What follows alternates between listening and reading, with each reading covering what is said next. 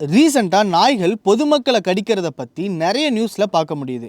அதில் முக்கியமாக நம்ம மனசை உருக்கிய சம்பவம்னு சொன்னால், சென்னை நுங்கம்பாக்கம் பார்க்க பராமரிக்கிற திரு ரகுவோட குழந்தை சுரக்ஷாவையும் அவரோட மனைவி சோனியாவையும் கடிச்சு குதறிய வீட்டை விட்டு ஓடி வந்த 2 வளர்ப்பு நாய்கள் தான். வழி தாங்க முடியாமல் அவங்க அழுகிற சத்தத்தை கேட்ட பொதுமக்கள் ரொம்ப நேரம் போராட்டத்துக்கு அப்புறம் அந்த 2 நாய்களையும் விரட்டிட்டாங்க. ரகுவோட மகள் சுரக்ஷாவை தீவிர சிகிச்சைக்கு மருத்துவமனையில் அனுமதிச்சிருக்காங்க. இந்த சம்பவத்தினால அந்த நாயோட உரிமையாளர் புகழேந்தி, தனலட்சுமி அப்புறம் மகன் வெங்கடேஸ்வரன் மேல வழக்கு பதிவு பண்ணி கைது பண்ணிட்டாங்க. இது ரொம்ப சீரியஸா மாற சென்னையில பூங்காவோட கண்காணிப்பாளர்களுக்கு சென்னை மாநகராட்சியில இருந்து சுற்றுகை ஒன்று அனுப்பியிருக்காங்க. அதுல உரிமம் பெற்ற தடுப்பூசி செலுத்தப்பட்ட வளர்ப்பு நாய்கள் மட்டுமே பூங்காவிற்குள் அனுமதிக்கப்படும். வளர்ப்பு நாய்களுக்கு கழுத்துக்கு சங்கிலி போட்டும் வாயை மூடியும் அழைத்து வரப்படும் நாய்களுக்கு மட்டுமே பூங்காவிற்குள் அனுமதி அளிக்க வேண்டும். பூங்காவிற்குள் உள்ள குழந்தைகள் விளையாடும் இடத்தில் நாய்களுக்கு அனுமதி இல்லை. ஒருவர் ஒரு வளர்ப்பு நாயை மட்டுமே பூங்காவிற்கு கொண்டு வர வேண்டும். இது எல்லாத்தையும் பூங்காவோட காவலர் கடுமையா கண்காணிக்கணும்னு விதிகள் போட்டிருக்காங்க. இந்தியன் கவர்மெண்ட் கடந்த மார்ச் 12ஆம் தேதி 24 டாக் பிரீட்ஸை பேன் பண்ணிருக்காங்க.